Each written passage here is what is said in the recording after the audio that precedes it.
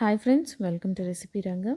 ఈరోజు మనం చోలే పాలక్ రైస్ చేస్తున్నాము. దానికి కాను ఒక tomato, onion, chilli and over night soak చేసుకున్న చోలే అండ్ మనం రెగ్యులర్గా యూస్ చేసే బిర్యానీ మసాలా ఐటమ్స్ కావాలి.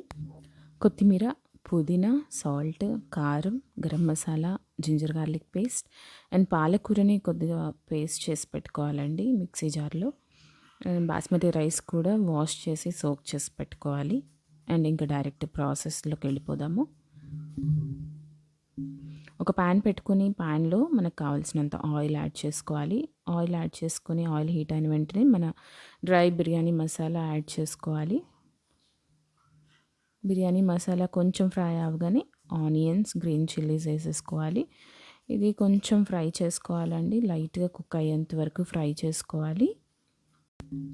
ఆనియన్స్ ఫ్రై అయిన వెంటనే మనం కొన్ని టొమాటో యాడ్ చేసుకోవాలి. టొమాటోని కూడా బాగా మిక్స్ చేసుకొని ఫ్రై చేసుకోవాలండి.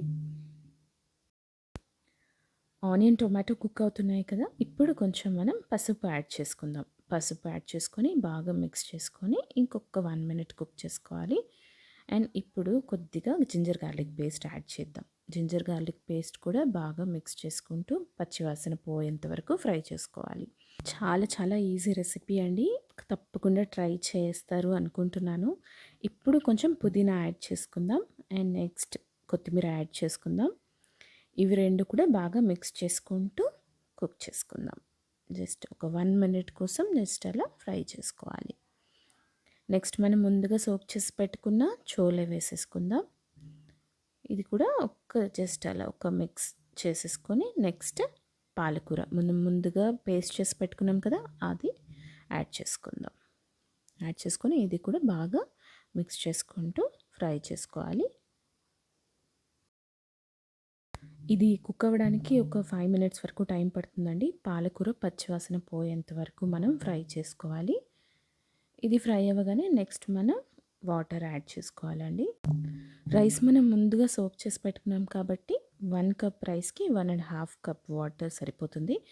నెక్స్ట్ వాటర్ యాడ్ చేసుకున్నాక కొంచెం సాల్ట్ యాడ్ చేసుకొని నెక్స్ట్ కొంచెం కారం యాడ్ చేసుకుందాం. మనం ఎంత స్పైసీ కావాలో అంత కారం యాడ్ చేసుకోవాలి. అండ్ నెక్స్ట్ మనం గరం మసాలా కొద్దిగా యాడ్ చేసుకొని ఇవన్నీ కలిసేలాగా ఒకసారి మిక్స్ చేసుకోవాలి.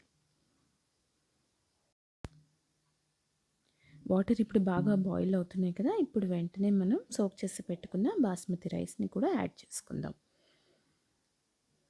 రైస్ యాడ్ చేసిన వెంటనే జస్ట్ లైట్గా మిక్స్ చేసుకోవాలండి. ఎక్కువ మిక్స్ చేస్తే రైస్ బ్రేక్ అయ్యే ఛాన్సెస్ ఉంటాయి కాబట్టి ఎక్కువ మిక్స్ చేయొద్దు, జస్ట్ లైట్గా జెంటల్గా మిక్స్ చేయాలి. చాలా సింపుల్ రెసిపీ, ఈజీ రెసిపీ అండి.